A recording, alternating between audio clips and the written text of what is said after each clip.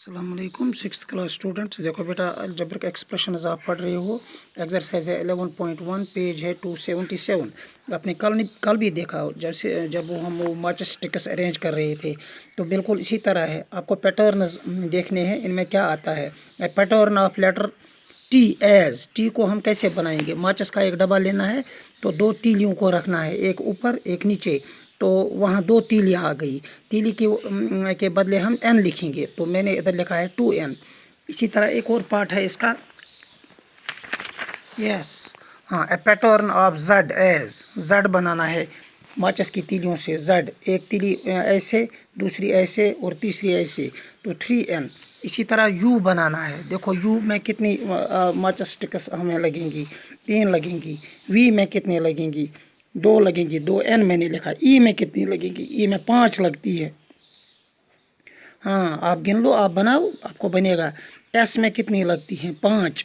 ए में कितनी लगेंगे, जब हम ए ऐसे बनाएंगे तो उसमें 6 लगती हैं। Yes, you can do it. तो इस तरह से ये पैटर्न जैसा बनता है।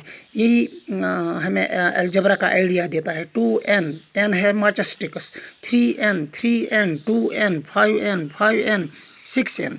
यस, फिर हमें एक और क्वेश्चन है, क्वेश्चन नंबर 2।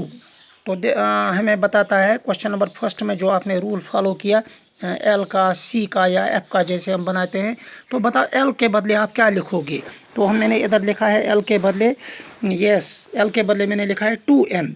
तो कहता है फिर ऊपर वाले पार्ट्स में 2n किस किस को आता है। एक ए को आता है और डी को आता है। सेम नंबर ऑफ माचिस स्टिक्स और रिक्वायर्ड। ए वाले पार्ट और डी वाले पार्ट में दोनों में एक जैसे आते हैं ये। तो इस तरह से क्वेश्चन नंबर 3 भी है।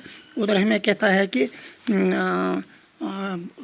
ये परेड जो करते हैं, कैडेट्स जो करते हैं, एक रो में 5 हैं, तो बाकी रो में कितने होंगे, तो हम उनको कैसे दिखाएंगे।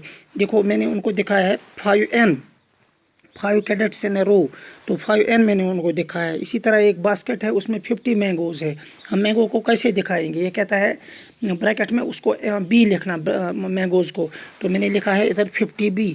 आप सवाल को 2 बार पढ़ोगे, करना ये बिल्कुल आसान है।